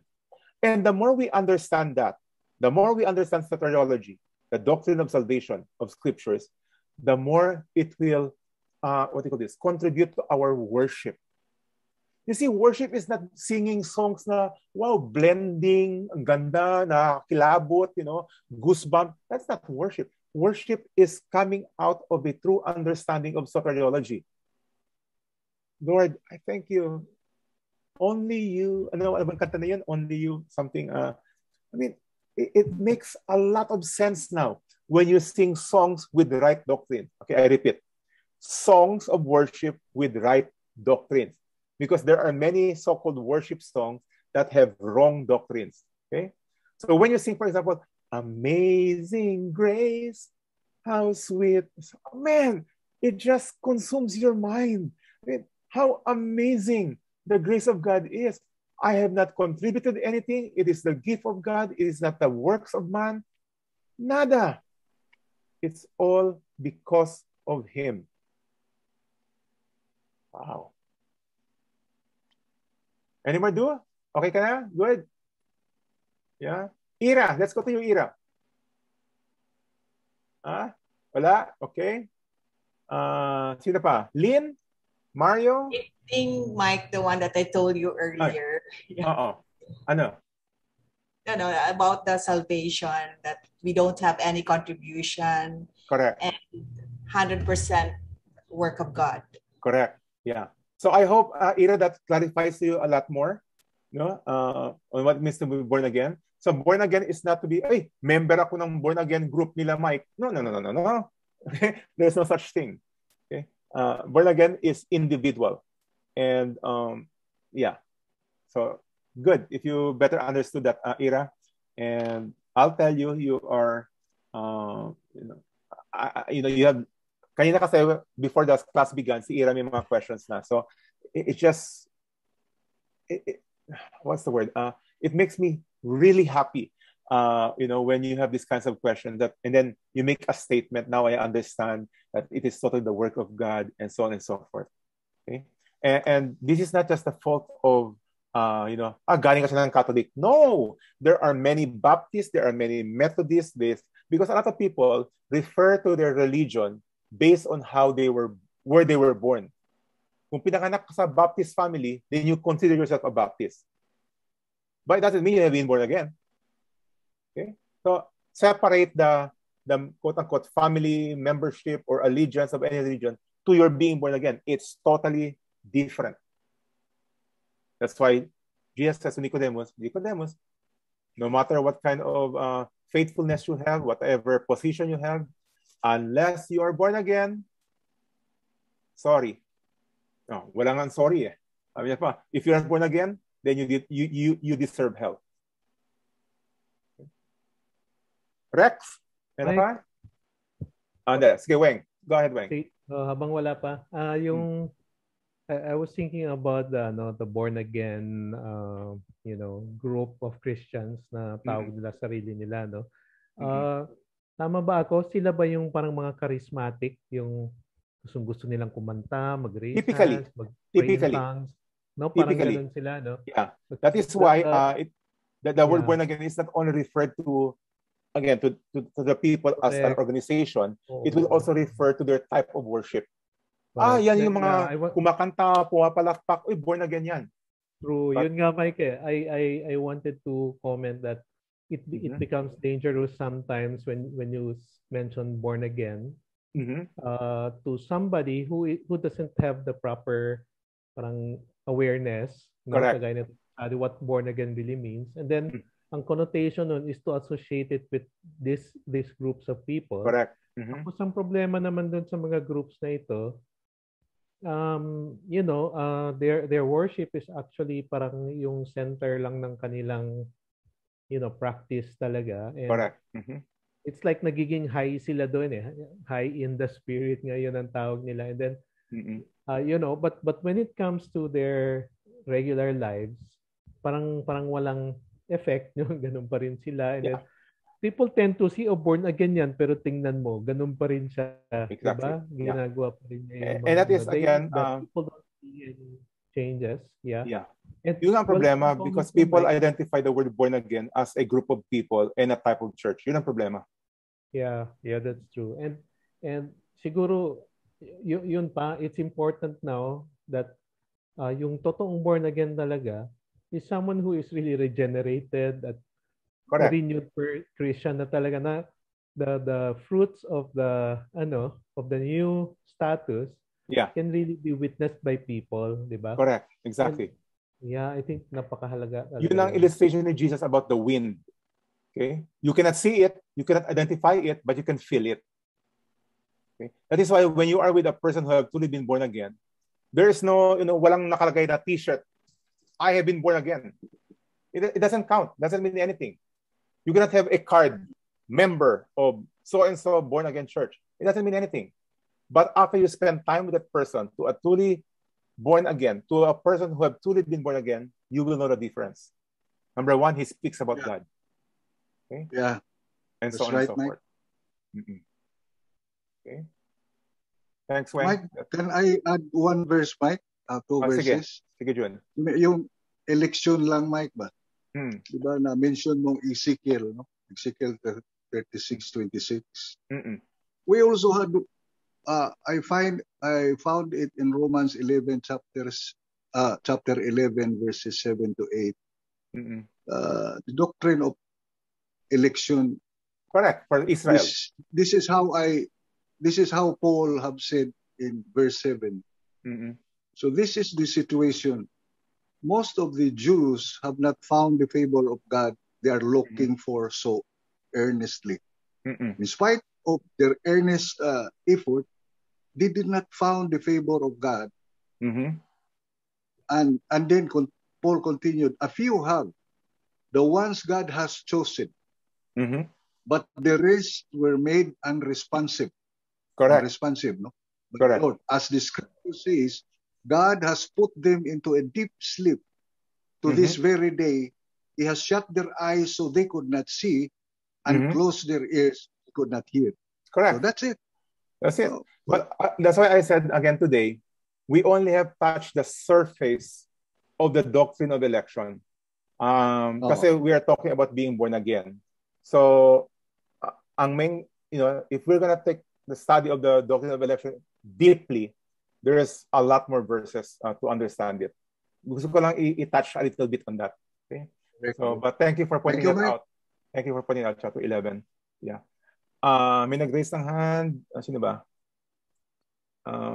Connie? Nag-raise ka ng hand, Connie? Mike, yung comparison ng Pharisee na nasa simbahan ba yun, nasa temple, at saka yung tax collector. Ang pag-describe ko doon sa sa tax collector, he was beating his breast, having a contrite heart. Siya talaga yung nire-refer sa Bible ni Jesus na he came to seek the sinners saved. Yeah. He came to siya yun. Exactly. He came to seek. He did not come for those who are healthy, but to those who are sick, to those who understand that they are dying. Okay, that is whom Jesus have gone. Yeah, tama ka. So, all right. We are now 9:12 your time. We're now over time by 12 minutes. I would like to officially close, and then we can still continue if you want to, but let's just officially close. And then for those of you who need to do whatever you need to do, go ahead. Okay, but let's pray. Father, thank you so much for this topic for today, Lord. Even for myself, I've just been so enlightened by this encounter of Nicodemus with Jesus on just affirming, Lord, that salvation is truly, purely, 100% your work.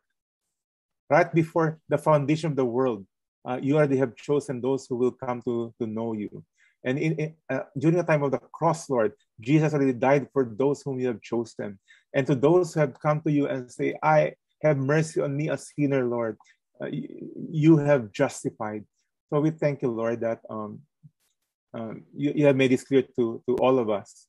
And may it be, Lord, that if there's any one of us here in this room who have not still come to that point, who are still somehow hanging on to what he have done or not done to contribute to salvation, may this day be the day of salvation. And may it also help us, Lord, to be better ministers.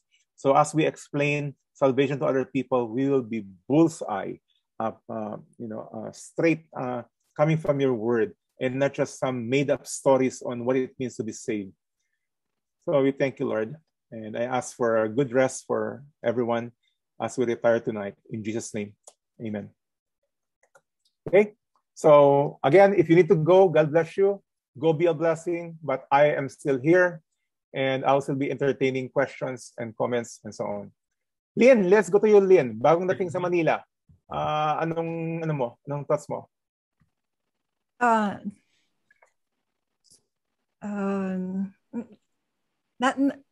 Nothing right now, Mike. Nothing right now. Okay. Yeah. Good. Okay. Any more? Mike? Yes. Connie. Pwede ulit. Sure.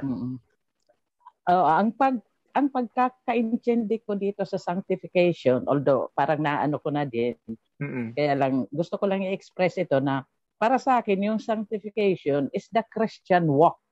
Exactly. Kung paano na siya mamumuhay as ayaw ko nang gamitin nga yung born again. Mas gusto ko na lang gamitin simula nang sinabi mo na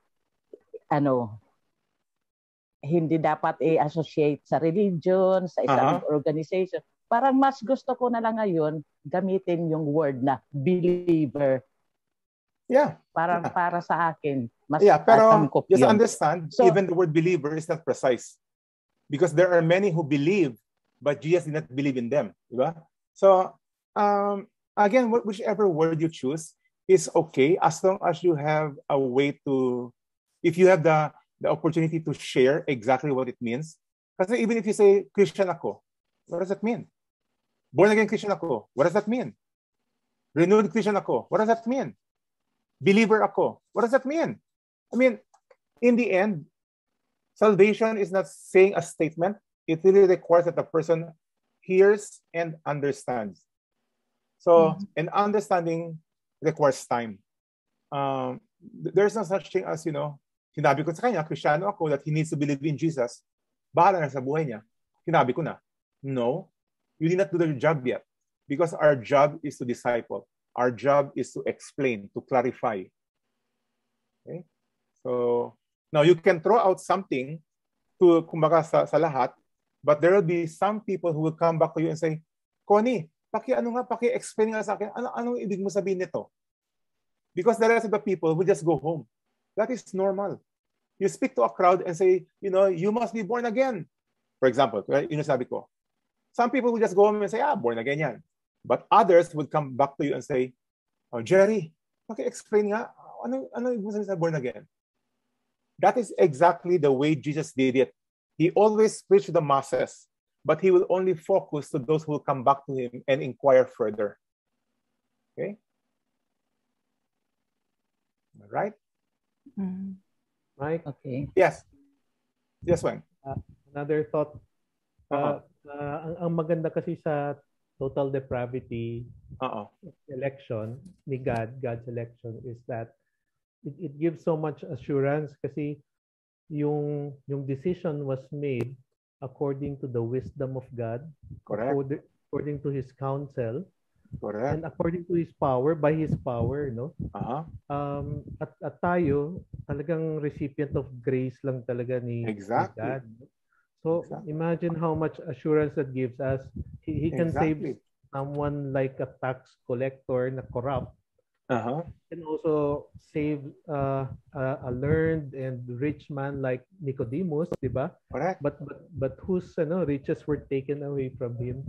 And any other sinner, no? Kasi lahat naman tayo sinner na we do not merit. I suppose yun talaga yung total depravity. Exactly.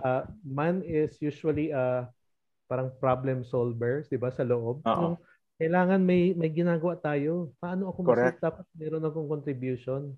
Yeah. And I think it's the hardest thing to really let go of. Exactly. We will always try to think, I'll do this, I'll do that. Exactly. Rather than surrendering to God. And talking about election, one very clear example of election of God is the Apostle Paul. Apostle Paul was traveling in the road of Damascus. Damascus is in Syria. Okay, so he was traveling for the purpose not to evangelize, for the purpose of imprisoning the people who were followers of the way. In other words, the Christians. And yet, while he was on his way, Jesus came to him and said, Saul, Saul, why are you persecuting me?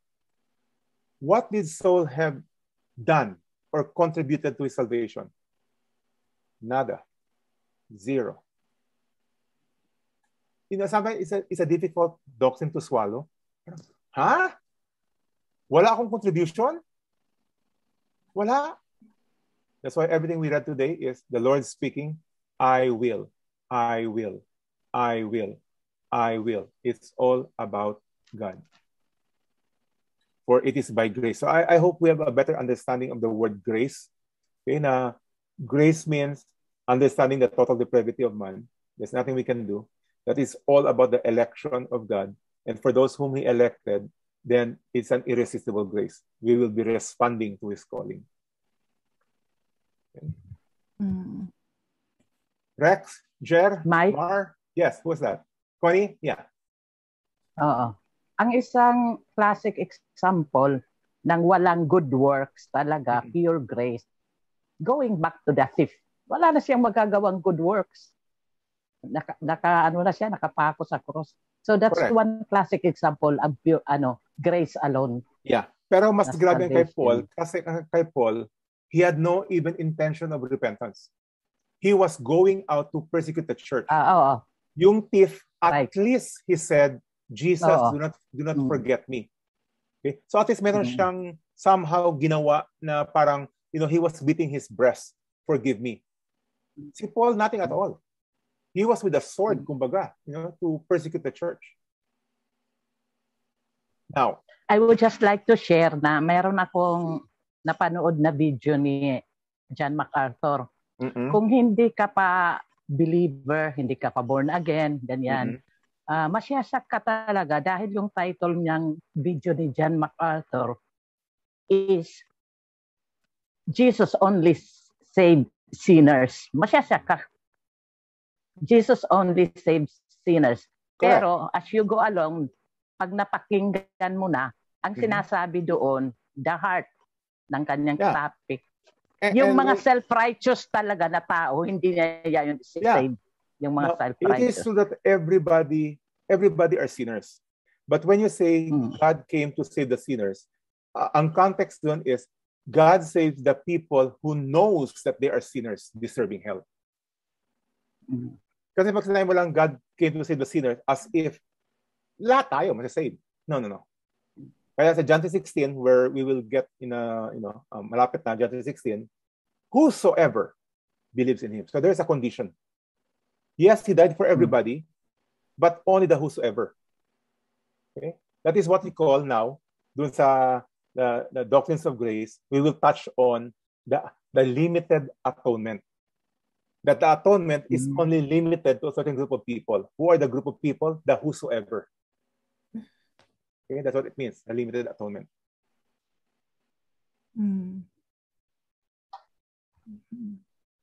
Lynn, meron ka nang iniisip, Lynn?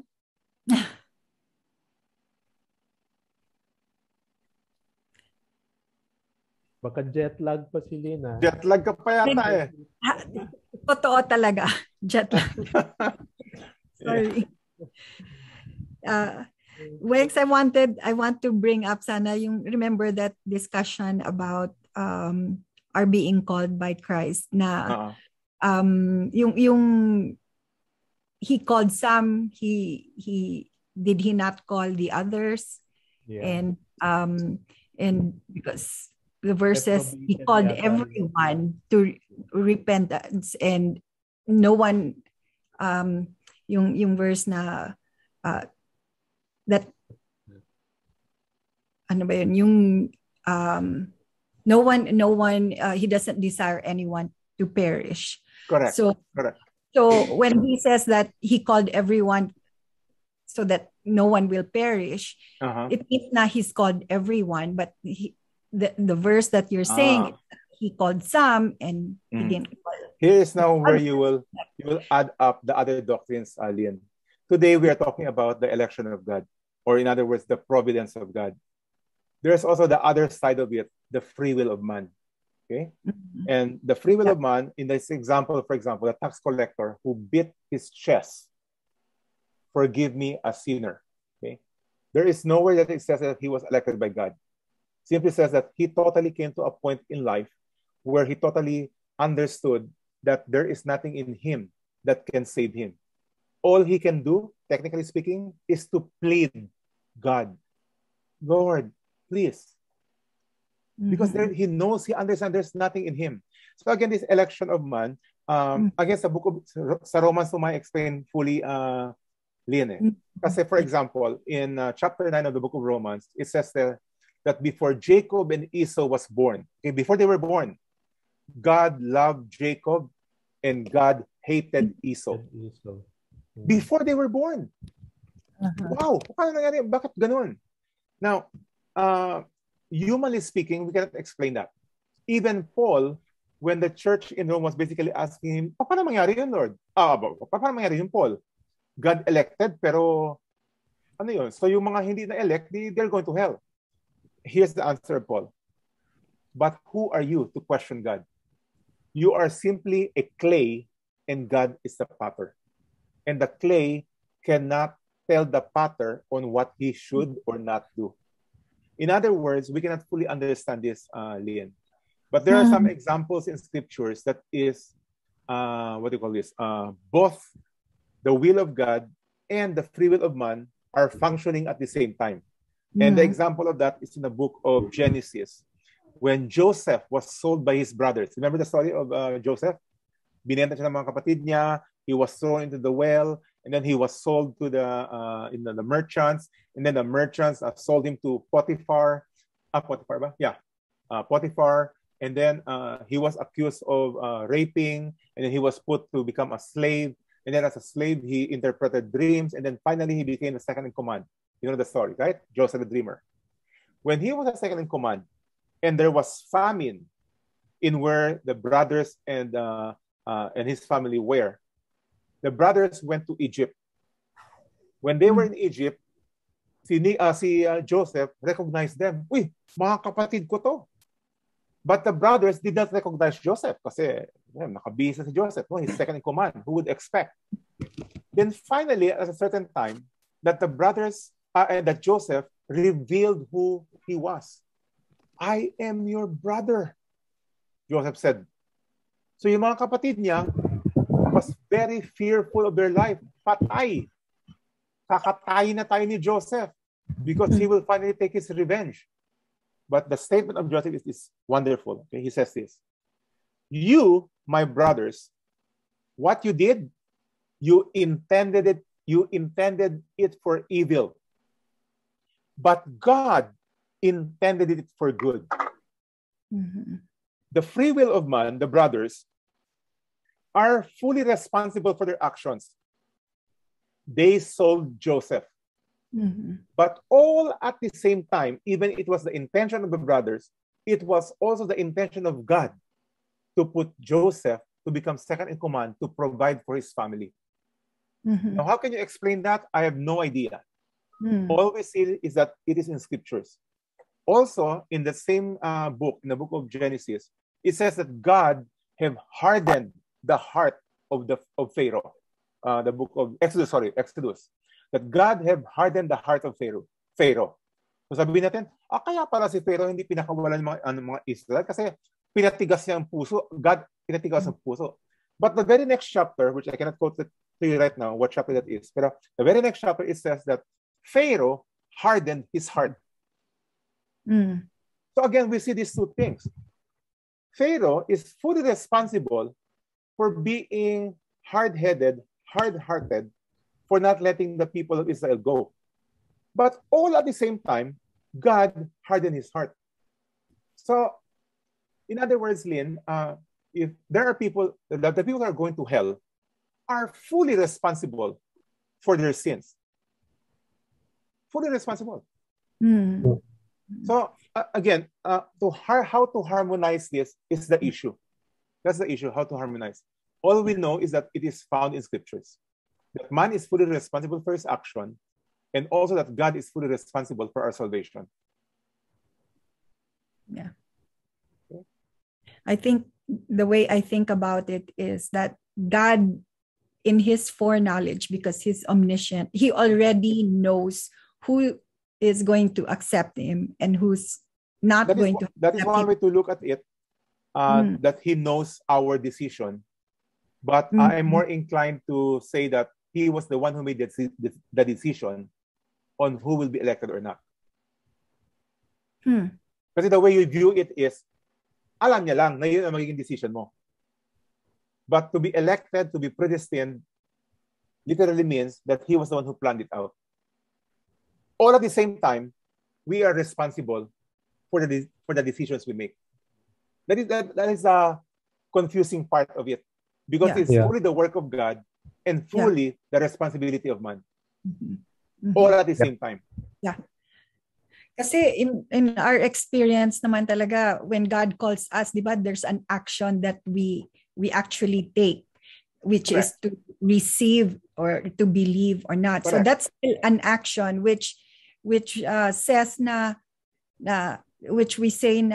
which God let happen. Correct. But so at the same time, parang we chose it, pero actually God chose it that we will accept that is why we have to understand the illustration of being dead bones. And being dead, we have zero contribution. Zero. Yeah. Mike, I also try to explain this by yung analogy ng sa river na papunta na sa death, no, sa waterfall. Ngayon, pinili ni God kung sino-sino yung mga tao na umaagos doon ang isa-save niya. So, nire-reach out niya yung hand niya, no? But at the same time, God chooses kung sino makakakita ng kamay niya na nagre-reach out. So, when they see it, they are now able to make the choice of reaching out and holding that hand and allowing themselves to be saved. Yeah, you can put it that way. Yung iba, hindi nila nakikita yung hand na naka-reach out sa kanila. So, just as an analogy lang. Yeah, and that's why also in Peter, it says that the reason why he has not come back yet, he's not coming back yet, is because he does not want anyone to perish. So, kumbaga, in your illustration, Lowell, he's still reaching out his hands. He keeps on reaching out his hand. But people are so busy with their life. Yeah. Tapos, di ba, the shepherd who calls his sheep, tapos the sheep who knows him, the shepherd, they will hear his voice and they will follow him, di ba? Correct. Pero yung iba, yung sound, wala lang. Dumadaan lang sa tenga nila. Yeah. They don't recognize who is calling them. Yeah. And as Romans would say, because they love sin. People love sin. And they suppress the truth. Okay? So we are now 9:32 Manila time. I think the 30 minutes extension is more than enough, no? But I really do hope that you're able to pick out a lot of things from this lesson. I really believe that it's a very, very, very important lesson. Okay? Mike, thank you, Mike. Tonight's lesson was really very, very fun. Gave us a new insight, especially being born again. Yeah. Okay. So Thank you, Rex. baka it's time for you to go in a corner and beat your chest. Have mercy on me. Have mercy on me. All right. Well, God bless you. Good night, everyone. Nice seeing you again. Thanks again for bringing all those books, Lynn, for everybody. Maraming salamat. So, nice to see you, Lynn. Thank you, Brother Mike. Okay, Rex. Thank you. Tahimik ka, Rex. Ikaw, Ranger, tahimik ka. Hi, Rex. Rex, bakit Morgan ang pangalan mo? Marami akong natutunan. Okay, so, bye. Rex, sabi ni Lowell, bakit raw Morgan ang pangalan mo? Dalawang pangalan ko, Rex at saka Morgan. Mahilig kasi sa sahini yung father ko eh. Ganun ba? Morgan. Yeah, ganun. Mahilig sa barel? Morgan. Mahilig sa movies. Mahilig sa movies. Okay. Brother Mike. Yes. Yeah, comment ko lang. Sige, Rex. One last thing. Since wala tayong contribution, everything is God's. Lahat kay Lord. Will. Dalawa lang yung pwedeng gawin natin. Either to accept or to reject. Correct. Everything that He wants us to do. So parang yung story about Nicodemus, if not all of us, most of us, really, it's a reflection sa atin yung life niya, no? Correct. Exactly. At first, hindi niya maunawaan eh. Ganun din na yung nangyari sa amin. At first, hindi namin maunawaan. Yung, although we have already, parang na-expose na kami dun sa mga teaching ba, pero matagal. Exactly. It is really the work of God. Si Nicodemus, 3 taon si Nicodemus, no? 3 years.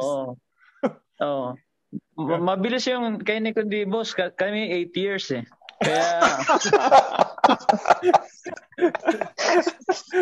Kaya it is the work of God. Bago kami yun ang masasabi ko na parang ako or parang kami sa grupo na matagal bago siguro being a Christian is a way of life. When you strive to be Christ-like, yun na nga, as a human, we really fail to do that. We are still. Pero yung to be Christ-like, Rex, yung to be Christ-like is sanctification. Okay? Yes. So. Because there's no point of trying to become like Christ if you have not been redeemed yet. Walang gamit.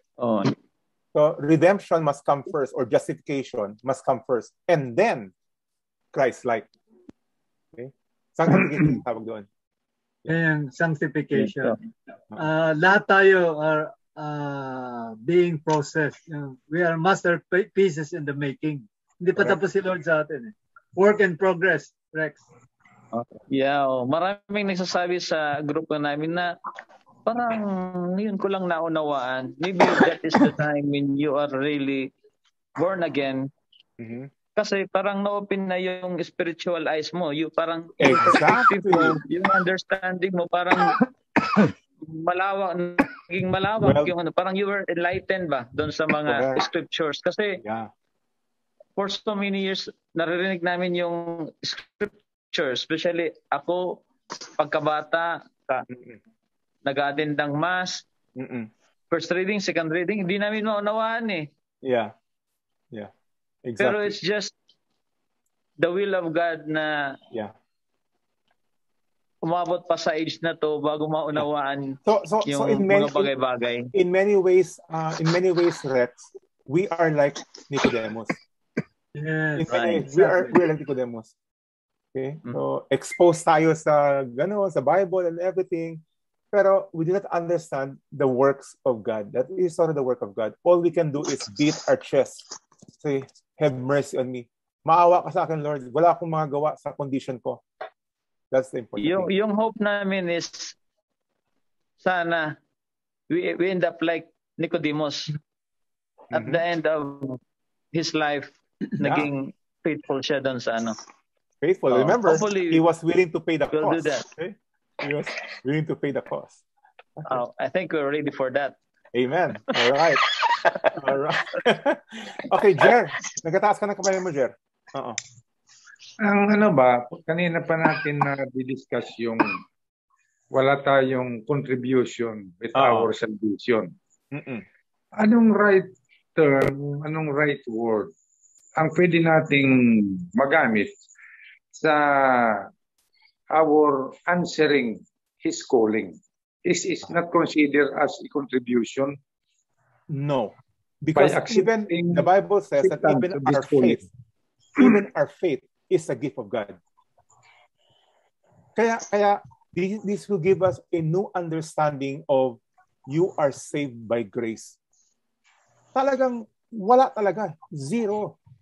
Wala. It is all the gift of God. So, because dalawang ano yan eh. So, because of our faith. Kasi we are saved by grace. Those who believe. Correct. Diba? May condition. Correct. So, yung merong faith, what is the proper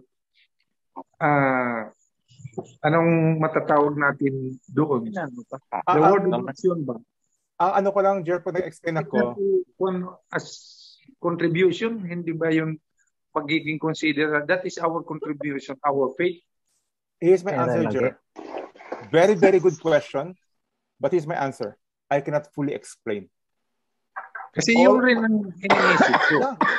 I understand. I mean, that is the question of a true theologian. Okay? Kasi in the surface, hindi pwede. Magkabanggaan yan. Okay? Kasi, bilang mo, it's all the work of God. Wala akong gagawin. So, paano na yun? Kaya even Nicodemus says, how can it be? Impossible. So, all we know, Jer, is that it is found in scriptures. That it is both fully the work of God, but all at the same time, it's the decision of man, the free will of man. Kasi ang biggest issue is how to reconcile that, how to harmonize. And I think the only way to harmonize it is by faith. Because it's in the scriptures, we see it, we read it, then we believe it. Okay? So literally, that is our contribution. If you can put it that way. Pero kaya nga the Bible says, even if we were unfaithful, He is faithful. Because even our faith is a gift of God. Again, Jer, there is no way I can give a satisfying answer.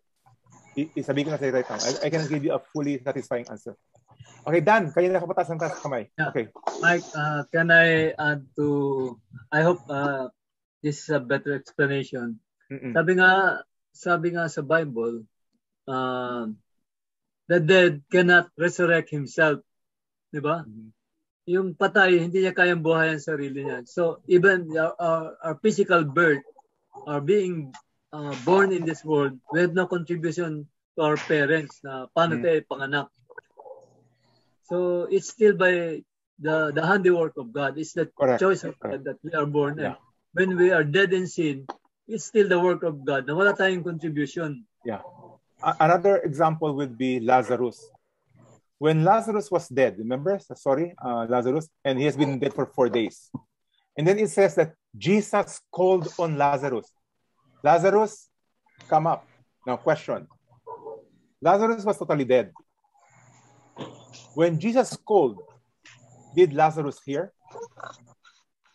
He's dead. So that means the response of Lazarus, even though, quote unquote, in a way you say he responded kasi Jesus called eh. But the mere fact that he responded is because of the calling of God, not because of his hearing. So we cannot say na nag-respond si Lazarus, so therefore, yun ang contribution niya. No. Lazarus have no contribution to his being alive. That's the closest thing that I can think of kasi we're totally dead. Totally dead. Okay. Mario, ikaw na lang ang walang sinasabi. Para makompleto na tayo, para makatulog na. Ikaw na lang. Nakikinig lang ako. Hindi, kailangan may contribution. Kasi yung kung sinasabing wala tayong contribution sa salvation, ano lang ang gagawin natin? Beat your chest. Have mercy on me, a sinner. A broken and contrite spirit. Accept a broken heart. Accept that you are a sinner. That is why it's all praising. It's all about, Lord, salamat talaga. It's all because of you. Not like the Pharisee, Lord, salamat, hindi ako tulad nila. Yun ang prayer ng yun ang prayer ng Pharisee. Lord, mabuti lang hindi ako si Saddam. Mabuti lang ako, nagwa-Bible study ako, sila hindi. Nothing.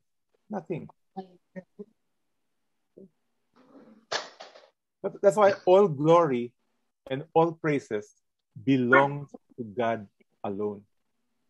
Okay? Diba?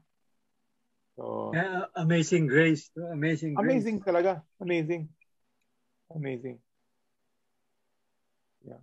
Andy, ikaw ang first question kanina. Baka ikaw gusto mag-last question ngayon. Actually, I have a question. Okay, there you go. You see, as you have said, because God has already predestined us. Okay, so the only effort that we have is to come to Him and surrender. Correct. Okay, now God made it so simple, but a lot of people just cannot understand. Exactly. It's so simple. God only wants you to come to Him, to surrender, to trust Him, and become His friend in a way, to be able to converse each day, to pray and ask, and to trust Him in all things. Correct. When I started with this, I keep telling myself, how come God made it so simple and it's so hard for other people to understand? Yeah, exactly. Exactly. Tingnan mo, si Nicodemus, he's the smartest guy. I think we could almost say that he's the smartest guy in Israel. And yet he doesn't understand it. Kaya sabi pa ni Jesus, akala ko ba teacher of the law ka? Hindi ba ka? Scholar ka? Bakit mo hindi alam? In the end, it's because people wanted to contribute and rely on their own effort. That's the problem. That is, and by the way, that is what religion offers. Any kind of religion. That is what religion offers. Kailangan gawin mo to. Kailangan gawin mo yan.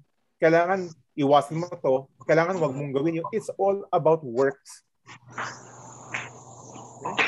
So, yeah, Andy, I mean, I'm so glad that you are benefiting and enjoying our lessons dito. Yeah, it's so simple. Sometimes we overlook